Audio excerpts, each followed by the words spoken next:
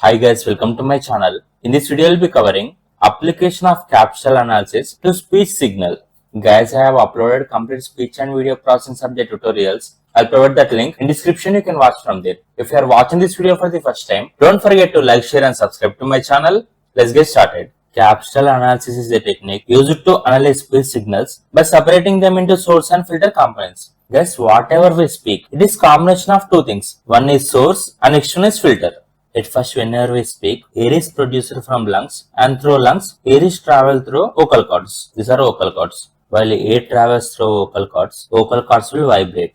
If we are shouting loudly, that is, if we are shouting in high pitch, then vocal cords will vibrate faster. And if you are talking slowly, then vocal cords will vibrate slow. Vocal cords vibrate and produce sound. We call it as source. And source will give pitch. That is nothing but it will tell whether our voice is high or low. And if you consider mouth, tongue and throat, they will shape our sound. For example, whenever we tell A, that sound is in one shape, and if we tell E, that sound is in other shape. So after A travel through source, that is nothing but from vocal cords, sound is shaped by mouth, tongue and throat. So we call them as filter.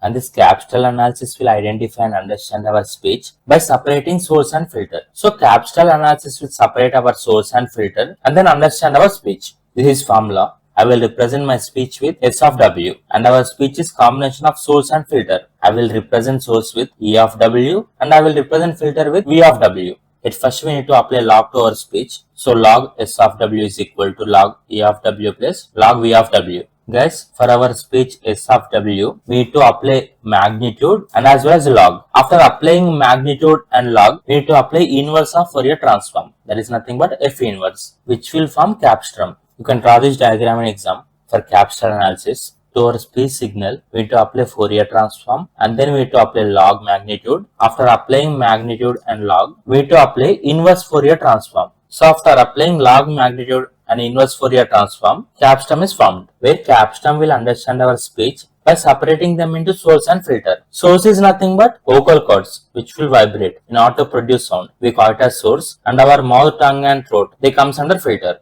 Guys, here filter comes under low Q frequency. Low Q frequency means only mouth shape will change. For example, I will speak A, E and O. Whenever we speak A, E and O, only our mouth shape will change and our pitch will not change. So we consider it as low Q frequency. Low Q frequency contains formants. Whatever we speak, we call it as formants. And whereas if you consider source, we consider source as high Q frequency. For example, I will speak A in loud voice. So pitch is high. I will speak A in low voice. So pitch will become low. When I speak high, our vocal cords will vibrate fast. And when I speak slowly, vocal cords will vibrate slow. So high Q frequency will represent changes to pitch, not to mouth. So capstrum will analyze our sound by separating source and filter. We call it as capstrum analysis. Next I will explain applications of capsule analysis. That is nothing but where we will use this capsule analysis. And the first one is speech recognition. Guys, in order to convert speech into text, we will use one technique, that is mel frequency capsule coefficients. By using MFCC technique, we can convert speech into text. So we use capsule analysis in speech recognition.